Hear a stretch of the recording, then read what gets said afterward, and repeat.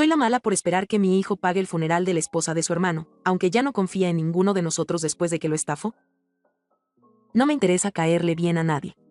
Solo quiero entender en qué momento las cosas se torcieron tanto que ahora me acusan de ser una mala madre, cuando lo único que hice fue intentar salvar a mis hijos. Mi esposo murió hace más de 20 años, en un accidente automovilístico que lo arrancó de nuestras vidas sin previo aviso. Fernando tenía 15. Marcos, 11. A mí me tocó recoger los pedazos, tapar los huecos con mantas viejas y levantarme cada día como si la vida no me hubiera dejado viuda a los 34. No fue fácil. Pero al menos el seguro de vida que él tenía me ayudó a terminar de pagar la casa, una de esas pequeñas con tejas rojas y pasillo angosto que suenan a eco cuando hay silencio. También cubrió parte de los estudios de los chicos. No nos sobró nada, pero comíamos, dormíamos bajo techo y mis hijos llegaron a la universidad. Y aunque los crié con el mismo amor, el mismo esfuerzo y el mismo pan en la mesa, salieron tan distintos como el día y la noche. Fernando, el mayor, siempre fue responsable, trabajador. De los que sacaban buenas notas sin que se las pidieran. De los que llegaban temprano a casa, que cuidaban a su hermano menor cuando yo tenía doble turno. Marcos, en cambio, fue siempre más frágil. Emocional. Impulsivo. A los 16 ya se escapaba por las noches. A los 18 lo echaron del primer empleo por robar dinero de la caja. A los 21 cayó por primera vez en rehabilitación. Drogas. Mentiras. Estafas. A mí. A sus tíos. Incluso a su hermano. Recuerdo la primera vez que lo vi temblar de abstinencia en el baño de casa, con la piel helada y los ojos vacíos. Lo abracé tan fuerte que pensé que se me iba a deshacer en los brazos. Quise creer que podía salvarlo. Como madre, una cree que puede salvarlo todo. Y Fernando, bueno, él se cansó de intentarlo. Le consiguió trabajos, lo llevó a reuniones, incluso cubrió una deuda con tal de que no lo golpearan. Pero Marcos siempre encontraba la forma de volver a hundirse. Cuando cumplió 29, apareció Rosy, dulce, tranquila, con esos ojos que no paraban de buscarle el alma a Marcos como si aún quedara algo. Y por un tiempo, lo logró. Lo mantuvo sobrio. Lo organizó. Se mudaron juntos. Fue la primera vez en años que sentí que podía dormir sin miedo. Pero había un problema, las deudas. A pesar de todo, Marcos aún debía cerca de $20,000. Drogas, apuestas, préstamos callejeros. Rosy intentaba ayudar, pero no podía con todo. Y entonces yo hice lo que creí correcto. Una tarde, me paré frente a la casa de Fernando. No nos veíamos hacía meses. Me abrió con esa cara de sorpresa educada que solo los que ya están cansados saben poner. Me invitó a pasar. Nos sentamos. Y le pedí lo que nunca había querido pedirle. Marcos está cambiando, le dije. Lleva 3 meses limpio. Está con una chica buena, trabaja. Pero las deudas no desaparecen solas. Si no lo ayudamos ahora, va a recaer. Fernando no dijo nada. Solo me miró. No tiene a nadie más, hijo. Tú eres su hermano. Y yo no puedo con todo. ¿Cuánto? 15,000. Lo otro lo cubrió ella. ¿Quieres que le preste $15,000 a alguien que me robó más de una vez? Te los devolverá. Te lo juro. Ya no es el mismo. No tengo tanto dinero suelto. Tengo una familia. 2 hijos. ¿Y si me vuelve a fallar? No te fallará. Lo prometo. Ahí discutimos. Porque sí, Fernando tenía razón en estar dolido, en desconfiar. Pero también era su hermano. ¿Quién sino él? ¿Quién sino nosotros? Al final, accedió. Pero no sin condiciones. Quiero verlo. Hablar con él. Cara a cara. Si veo que es sincero, le presto el dinero. Pero si noto una sola mentira, me paro y se acaba. Una semana después, fuimos los dos a su casa. Marcos se vistió con su mejor camisa, la única sin manchas, y ensayó lo que diría 1000 veces. Cuando Fernando lo vio, apenas alzó la ceja. Lo dejó hablar. Marcos se quebró. Le agradeció. Le prometió devolverle cada centavo en un año exacto. Que estaba limpio. Que Rosy lo ayudaba a mantenerse bien. Que estaba listo. Fernando suspiró. Asintió. Y le transfirió el dinero. En un año exacto, le dijo. Ni un día más. Y por un tiempo, las cosas mejoraron. Yo volví a dormir. Volví a sonreír. Pero ahora, mirando atrás, me doy cuenta de algo. Nunca supe en qué gastó ese dinero exactamente. Solo te pido que no me hagas arrepentirme de esto, ni a mí, ni a tu hermano. Marcos lo prometió.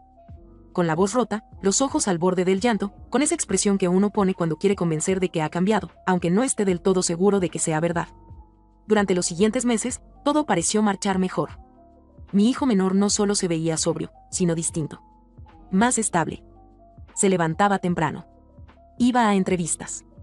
Me ayudaba con las compras. Rosy seguía a su lado, y su presencia parecía convertir el caos de Marcos en algo funcional. Como si ella fuera la única que supiera apagar el incendio sin quemarse. Fernando, sin embargo, se mantenía al margen. No llamó. No preguntó. Y cada vez que yo intentaba actualizarlo sobre los avances de Marcos, se limitaba a decir cosas como que bueno o ojalá dure. Yo lo sentía frío, distante. Pensé que era rencor. Nunca me imaginé que pudiera tener razones más profundas. Pasó casi un año desde el préstamo, y entonces Marcos me dio la noticia: nos vamos a casar. Solté la bolsa de pan que llevaba en la cocina. Lo miré sin decir nada por unos segundos. ¿De verdad? Sí. Será algo pequeño. Solo los más cercanos. Lloré. No lo puedo negar. Sentí que, después de tantas heridas, alguien se había tomado el tiempo de vendarlo. Y aunque la cicatriz no desaparecería, al menos ya no sangraba. ¿Y Fernando? ¿Le avisaron? Está ocupado, mamá. Tú sabes cómo es. No me atreví a insistir. La boda fue en un jardín alquilado por unas horas. Rosy vestía sencillo, pero se veía hermosa. Marcos temblaba mientras leía sus votos. No hubo grandes celebraciones, ni cientos de invitados. Solo unos pocos. Yo me senté en la primera fila, con una sonrisa tan firme que me dolía el rostro. Pero por dentro, algo me pesaba. Como una puerta entreabierta que no había querido mirar demasiado. Una semana después encontré un papel en la ropa sucia de Marcos. Un recibo. Una apuesta de 400 pesos en un casino online. La fecha, 3 días antes de la boda. Me quedé mirando ese papel durante horas. Podría haberlo enfrentado. Podría haber llamado a Fernando. Podría haberlo destruido todo. Pero no lo hice. Pensé, fue solo una vez. Quizás fue antes de la boda. Quizás Rosy no lo sabe. Y lo rompí. Lo tiré. Fingí que no lo había visto. No quería perder lo que por fin habíamos conseguido. Meses después, por mi cumpleaños, logré reunir a ambos. Fernando vino con su esposa y sus hijos. Marcos y Rosy llegaron tomados de la mano, con una bufanda tejida que ella me había hecho. La atmósfera era tensa. Había sonrisas, sí, pero también silencios densos. Las palabras eran medidas. Las miradas, vigilantes. Entonces, en medio del almuerzo, Marcos lanzó la bomba. Rosy y yo estamos pensando en abrir una tintorería. No es seguro aún, pero ya vimos un local. Solo nos falta algo de capital. Yo, sin pensarlo, sonreí. Eso es maravilloso. Me alegra tanto verte avanzar, hijo. Y cometí el error. Me giré hacia Fernando. Tú podrías ayudarlo, ¿no? Quizás podrían ser socios. Él se quedó en silencio. Luego dijo, no creo poder. Pero ya casi es fin de año. Vas a recibir tu bono. Podrías usar parte para invertir. Sería lindo que trabajaran juntos. Y ahí lo vi. Ese destello en sus ojos. Ese cansancio disfrazado de furia contenida. ¿Ya me pagaste lo que me debías?, le dijo a Marcos, mirándolo directo. Marcos tragó saliva. No, todavía no he podido ahorrar. Pero sí pudiste casarte. Hacer una fiesta. Y ahora estás pensando en negocios. No fue una fiesta grande, intervino Rosy, con calma. Y creo que deberías seguir ayudándolo. Lo está haciendo bien. Es tu hermano. La familia se apoya sin condiciones. Fernando rió, seco. ¿Incondicional? ¿Así de fácil? Les doy miles de dólares y luego ustedes eligen en qué gastarlo, mientras yo trabajo todos los días para sostener mi casa. Fernando, intervine, no seas así. Está reconstruyendo su vida. Solo necesita tiempo. Ya pasó 1 año y medio, mamá. Me dijo en 1 año. ¿Y tú sigues protegiéndolo? Su esposa, que había estado callada todo el tiempo, habló por fin. Lo mejor es calmarnos. Pero esta vez, no podemos ayudarlos. Lo siento. Y yo, perdí el control. Tú cállate. Con tus comentarios solo estás separando a estos hermanos. Fernando se levantó de la silla. No le hables así a mi esposa. Eres un egoísta. Le grité. Tienes con qué ayudar, y prefieres ver a tu hermano caer otra vez. ¿Hermano? ¿Y yo qué soy? ¿Un cajero automático con corazón? Porque eso es lo que parezco cada vez que apareces por mi puerta. Siempre por él. Nunca por mí. Las voces subieron. El ambiente se volvió insoportable. No recuerdo quién fue el primero en salir. Solo sé que cuando me quedé sola en la cocina, miré la bufanda tejida por Rosy y pensé, algo está por romperse. Y no sé si podré arreglarlo esta vez. Si sigues eligiéndolo a él por encima de todos, esta vez vas a perderme a mí. No lo dijo gritando. No lo escupió con rabia. Lo dijo bajito, como quien te advierte que no va a insistir más. Y no sé por qué, pero esa vez sí lo sentí real. Pasaron semanas sin que Fernando me hablara. Ni un mensaje. Ni una llamada. Yo me decía que era normal, que necesitaba espacio. Pero en el fondo sabía que algo se había roto. Mientras tanto, Marcos seguía avanzando. Oh, eso parecía. Rosy se encargaba de los papeles del negocio. Habían hablado con un par de proveedores. Él incluso empezó a salir con camisas planchadas. Nunca pensé que vería eso. Me sentía orgullosa. Asustada, también. Porque cuando una ha vivido con fuego demasiado tiempo, teme a cualquier chispa. Fue un martes. El tipo de martes en el que te levantas sin saber que todo va a cambiar. Mi teléfono sonó a las 8:14 de la mañana. Era Marcos.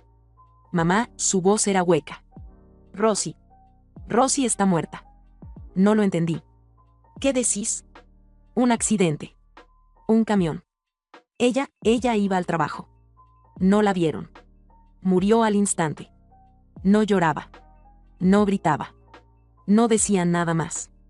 Solo eso. Como si decirlo de nuevo pudiera volverla. Colgó. No sé cómo me vestí. No recuerdo haber tomado las llaves. Solo sé que llegué al hospital y lo vi sentado en una silla de plástico, con los nudillos blancos de tanto apretar los puños. Lo abracé. Él no lloró. Solo se aferró a mí como si tuviera 5 años otra vez. Yo lloré por los dos. Esa noche dormimos sentados en el sofá. No hablamos. No había palabras. Los días siguientes fueron un borrón. Llamadas. Documentos. Miradas de lástima. Gente que no conocíamos que nos ofrecía soluciones frías y urgentes. Y lo peor, el cuerpo. El cuerpo de Rosy estaba en una morgue del estado. Nadie había pagado nada. Nadie reclamó. Y yo no tenía con qué hacerlo. Intentamos mover hilos. Pedimos ayuda a familiares. Todos dijeron que no. Algunos con excusas. Otros, simplemente, colgaron. Me enteré después que Marcos les debía dinero a varios de ellos también. Y entonces pasó lo inevitable.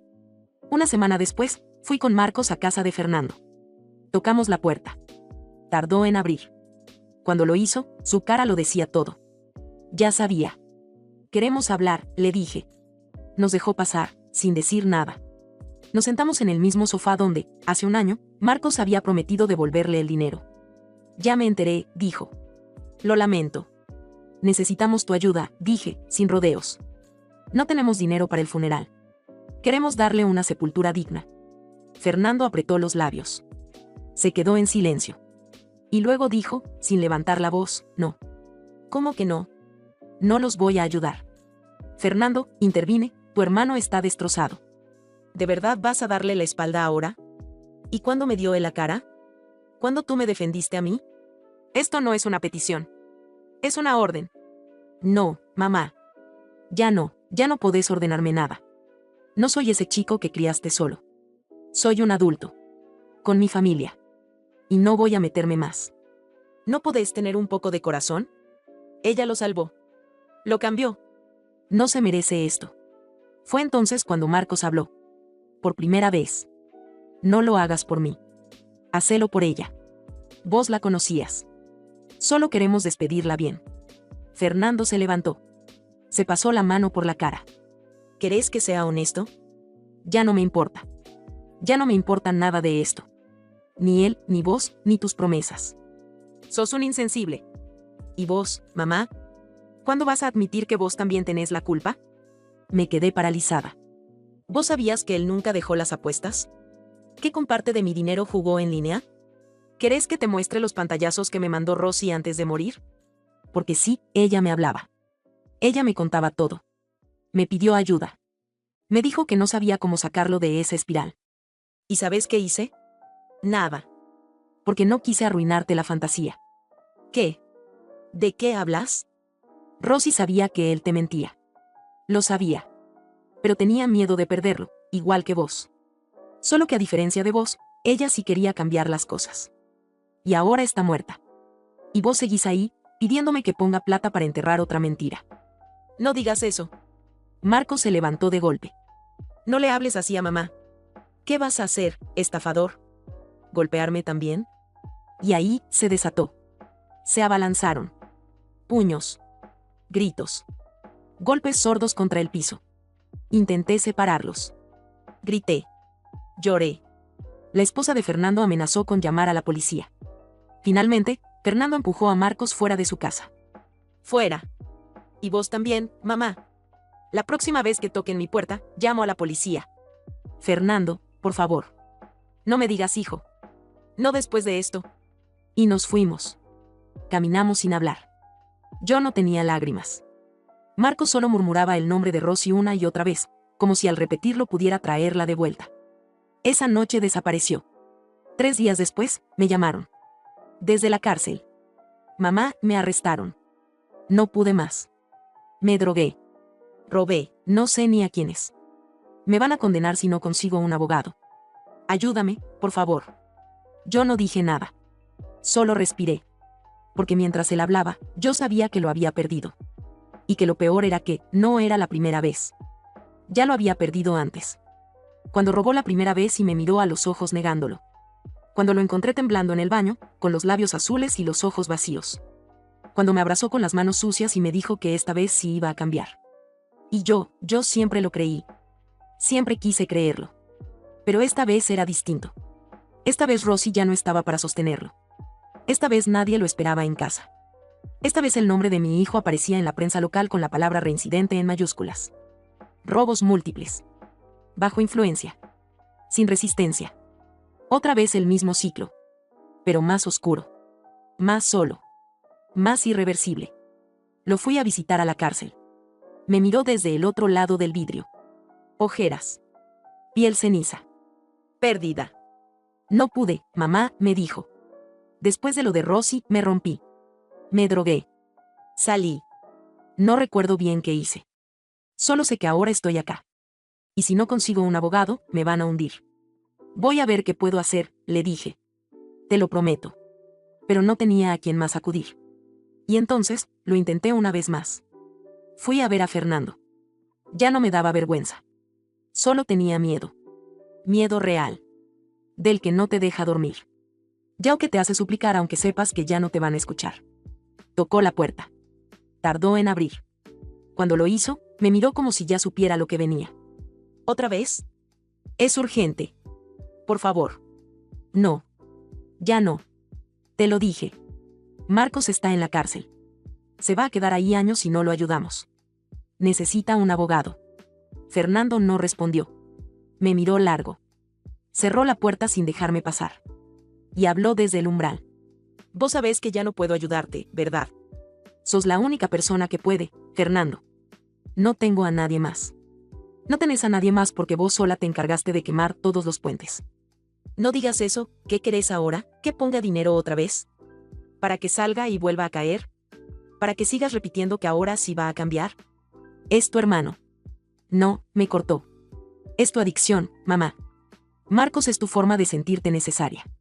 Vos necesitas salvarlo más de lo que él quiere salvarse. Me quedé sin aire. Esa frase me atravesó como un cuchillo lento. ¿Qué decís? Decís que lo haces por amor. Pero lo haces por miedo. Miedo a no tener a quien cuidar. A que te queden solo los errores. No. Yo lo hago porque es mi hijo. ¿Y yo qué soy, mamá? ¿No soy tu hijo también? Claro que sí. ¿Y cuándo me cuidaste a mí? ¿Cuándo me defendiste cuando él me robó? ¿Cuándo te importó lo que yo sentía al ver cómo siempre lo elegías a él? Yo no lo elegí, siempre lo elegiste. Fernando sacó un sobre de un cajón detrás de la puerta. Me lo mostró. ¿Te acordás de esto? Lo abrí. Era una carta. El sobre tenía fecha, un mes después de que muriera mi esposo. Era su letra. Querida Laura, si algún día me pasa algo, te pido una sola cosa. Cuida a Fernando. Es fuerte, sí. Pero eso no quiere decir que no sufra. Marcos va a necesitar ayuda, lo sé. Pero no te olvides de que el que nunca la pide, también la merece. Mis manos temblaron. ¿Cómo conseguiste esto? Estaba entre las cosas del cuarto de papá. Vos la guardaste. Nunca me la diste. Yo me olvidé. No sabía que estaba ahí. No. No te olvidaste. La ignoraste. Como ignoraste todas las veces que yo te necesitaba y vos estabas ocupada apagando los incendios de Marcos. Yo ya lloraba. No quise, pero lo hiciste. Gritó. Se quedó en silencio un rato. Me miró. No con odio. Con tristeza. ¿Querés que te diga la verdad más cruel, mamá? Marcos ya está muerto. Solo falta que la cárcel le ponga fecha. Y vos enterraste a Fernando hace años. Solo que no te diste cuenta. No digas eso, por favor. Sos lo único que me queda. No, dijo mientras cerraba la puerta. Lo que te queda son las consecuencias. Y me dejó ahí. En la vereda, con la carta de mi esposo en las manos. Y un silencio tan grande que dolía más que cualquier grito. Me quedé ahí parada. Con la carta de mi esposo temblando entre mis dedos como si aún pudiera revivirlo, como si sus palabras pudieran sostenerme en un presente donde ya no existía refugio alguno. Fernando no me gritó. No me insultó. Solo me dejó fuera. Y esa fue, tal vez, la peor forma de castigo. Caminé de regreso como una sombra, con las piernas vacías. Marcos seguía en la cárcel. Yo sin abogado. Sin dinero. Sin respuestas. Solo con una carta. Una carta que no leí cuando debí. Una advertencia escrita con amor, que elegí ignorar. Y entonces empecé a preguntarme si de verdad estaba haciendo lo correcto. Si lo había hecho alguna vez. Pasaron los días. Logré hablar con un abogado de oficio, uno que me dijo lo que yo ya sabía. Marcos tenía antecedentes, reincidencia, y nadie dispuesto a responder por él. Sin un buen abogado y sin testigos que hablaran de una rehabilitación real, las probabilidades eran altísimas de que recibiera varios años. No meses. Años. Y él no iba a sobrevivir eso. Yo lloraba todas las noches. Pero no por él. Por mí. Por todo lo que no quise ver. Por haber confundido amor con rescate. Por haber dejado que Fernando se alejara tanto, que ya no supiera cómo volver. Una semana después, volví a su casa. Sí, otra vez. Porque una madre, incluso rota, aún cree que puede enmendar algo.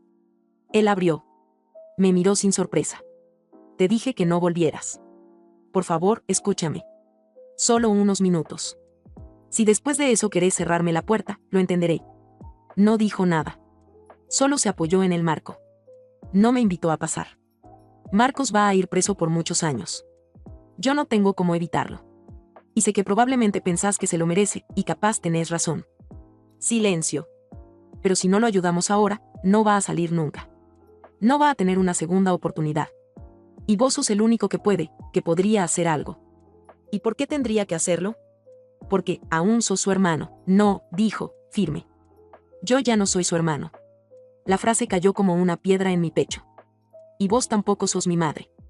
Me miró directo. Los ojos secos. Sin odio. Solo con esa pacelada de los que ya decidieron no seguir sufriendo. Sos la madre de Marcos. Siempre lo fuiste. Yo solo fui el hijo que no daba problemas. El que cuidaba mientras vos cuidabas a él.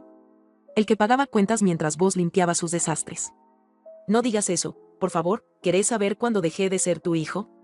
El día que me pediste que lo ayudara otra vez, después de que te robó por tercera vez. El día que me dijiste que si lo amaba, tenía que perdonarlo todo, pero nunca me dijiste que me amabas a mí. Claro que te amo. Sos mi hijo. Entonces, ¿por qué nunca me defendiste? ¿Por qué nunca me creíste a mí cuando decía que él mentía? ¿Por qué siempre encontraste una excusa para justificarlo? No pude responder. ¿Sabes por qué me duele tanto todo esto? Continuó. Porque yo quería que él saliera adelante. En serio. Yo también lo quise. No como vos, con miedo. Yo lo quise como hermano. Pero vos lo necesitabas como excusa. Para sentir que todavía eras necesaria. Para no enfrentar tu soledad. Eso no es cierto, no. ¿Y la carta de papá? ¿La leíste? ¿La sentiste? Porque él lo sabía. Él te lo dijo. Y vos aún así elegiste ignorarlo. Fernando se quedó en silencio. Bajó la mirada. Y cuando volvió a levantarla, algo en su voz se quebró. ¿Sabes lo que más me duele, mamá? Que Rosy también me pidió ayuda. Me escribió 2 semanas antes de morir. Me dijo que Marcos estaba volviendo a las apuestas. Que no sabía qué hacer. Que lo amaba, pero que no podía sola. ¿Por qué no me lo dijiste? Porque sabía que no me ibas a creer. Porque ya te habías casado con la idea de que él era un sobreviviente. Que lo podía todo. Que vos lo ibas a salvar. Ella no merecía eso, murmuré, apenas en voz baja. No. No lo merecía. Y ahora está muerta. ¿Y vos querés que yo pague su funeral? Que pague el abogado, que pague por todo lo que vos no quisiste ver. Solo quiero arreglar las cosas, ya no hay nada que arreglar. No conmigo. No con él. No con nadie. Y entonces lo dijo. Yo ya no soy su hermano. Y vos ya no sos mi madre. Cerró la puerta. No de golpe. No con rabia. Con resignación. Y ahí supe que, esta vez, sí lo había perdido. Y esta vez no por culpa de las drogas, ni del dinero, ni siquiera de la cárcel. Lo perdí porque él, por fin, decidió salvarse a sí mismo. Y su forma de hacerlo fue soltándonos. A Marcos. Y a mí. Regresé a casa y me senté frente al retrato de mi esposo, ese que aún cuelga torcido sobre la repisa. Lo miré durante mucho rato. Y por primera vez en años, no recé. No pedí nada. Solo me senté en el silencio. Ese silencio que Fernando me dejó, ese que pesa más que cualquier castigo. Esa noche no dormí. Y cuando amaneció, supe que ya no tenía nada más que hacer, salvo enfrentarme a los restos. La funeraria nos rechazó el cuerpo. Sin dinero, sin familiares que respondan, el Estado optó por la cremación. Rosy, la única persona que alguna vez logró que Marcos quisiera cambiar, fue convertida en cenizas anónimas. Ni velorio, ni flores, ni palabras. Solo un formulario. Solo una notificación en mi correo, restos incinerados por orden municipal, sin oposición familiar. Cuando se lo conté a Marcos por teléfono desde la cárcel, se quedó en silencio. Luego dijo, entonces está todo perdido. Y colgó. No volvió a llamarme. Intenté pedir préstamos. Nadie quiso firmar. Intenté hablar con viejos amigos de mi esposo. Todos respondieron igual, lo sentimos, Laura, pero ya no podemos seguir rescatándolos. Y tuve que aceptar que lo que había muerto no era solo Rosy. También había muerto esa parte de mí que creía que el amor todo lo cura. Esa parte que creía que si una madre se sacrifica lo suficiente, todo se arregla. Que basta con aguantar. Con insistir. Con amar más fuerte. Me equivocaba. Hoy la casa está vacía. Marcos sigue preso. Fernando no me volvió a llamar, y yo me paso los días leyendo la carta de mi esposo, la que debí leer hace años. No te olvides del que no pide ayuda. Nunca imaginé que esa frase sería su testamento más importante. No sé si fui una mala madre. Solo sé que fui una madre que eligió mal. Que amó con miedo. Que confundió compasión con preferencia. Y que dejó ir al hijo que no la necesitaba tanto, porque se volvió adicta a salvar al que siempre se hundía. Ahora tengo 2 tumbas simbólicas. La de Marcos, en vida. La de Fernando, en vínculo. Y una urna con el nombre de Rosy escrita con marcador negro, mal pegada al costado. Ni siquiera tengo derecho legal sobre sus restos. ¿Soy la mala por haber esperado que mi hijo mayor nos salvara otra vez? ¿O soy simplemente una madre rota que nunca aprendió a dejar ir? Ya no sé la respuesta. Y quizás ya no importa. Lo único que me queda es esta casa. 2 tumbas. Y ninguna paz. Comentario 1. No es que seas la mala, es que fuiste una madre horrible con tu hijo mayor. Lo usaste como salvavidas emocional mientras alimentabas al que te arrastraba al fondo. Respuesta de la narradora, no es justo que digas eso. Yo solo traté de mantener a mi familia unida. Nunca pensé que Fernando se sintiera así, pero Marcos estaba enfermo. ¿Qué clase de madre abandona a un hijo que necesita ayuda? Comentario 2. Fernando no te odia por amar a su hermano. Te odia porque lo traicionaste una y otra vez, priorizando al que te robó y destruyó tu familia. Comentario 3. Imagínate criar a un hijo responsable, y que tu recompensa sea que le pidas plata para enterrar a la esposa del delincuente al que nunca le exigiste nada. Respuesta de la narradora, no lo hice por Marcos. Lo hice por Rosy. Ella no tenía culpa de nada y se merecía una despedida digna. ¿De verdad está mal pedirle ayuda a su hermano para enterrarla? Comentario 4. Tu hijo te pidió amor, te pidió respeto, y vos le diste silencio mientras le pedías otra oportunidad para el drogadicto reincidente. Comentario 5. No fue culpa de Marcos. Fue tuya. Porque lo protegiste tanto que jamás tuvo que enfrentar las consecuencias. Y ahora querés que todos paguen por tus decisiones. Respuesta de la narradora, capaz sí, me equivoqué. Pero en el momento no lo vi así. Yo pensaba que si lo soltaba, lo perdía. ¿Y cómo vive una madre con eso? Nunca quise lastimar a Fernando, solo traté de evitar perder a otro hijo. Comentario 6. Llamar, ayudar a la familia, a lo que hiciste con Fernando es una falta de respeto. Lo manipulaste, lo exprimiste emocionalmente y lo abandonaste cuando no te dio lo que querías. Respuesta de la narradora, sé que lo cargué mucho. Pero era el único que podía entenderme. Siempre fue fuerte, responsable, pensé que podía con todo. Nunca imaginé que también podía romperse. Comentario 7. La verdadera tragedia es que aún no te das cuenta que el hijo que más necesitaba amor era el que nunca te pidió nada. Comentario 8. Rosie murió intentando salvar al hombre que vos misma arruinaste. Y aún así, querés que el otro hijo pague los platos rotos. Comentario 9. Decís que sos una madre sola y dolida, pero actuaste más como cómplice que como madre. El amor no es permitir que uno destruya al otro. Comentario 10. La frase, soy la mala, te queda chica. Fuiste egoísta, negligente y encima te haces la víctima. Ojalá Fernando nunca vuelva. Respuesta de la narradora, no intento hacerme la víctima. Solo cuento mi verdad. Tal vez fallé. Tal vez fui injusta. Pero nunca lo hice con maldad. Hice lo mejor que pude con lo que tenía, aunque ahora me doy cuenta de que no fue suficiente.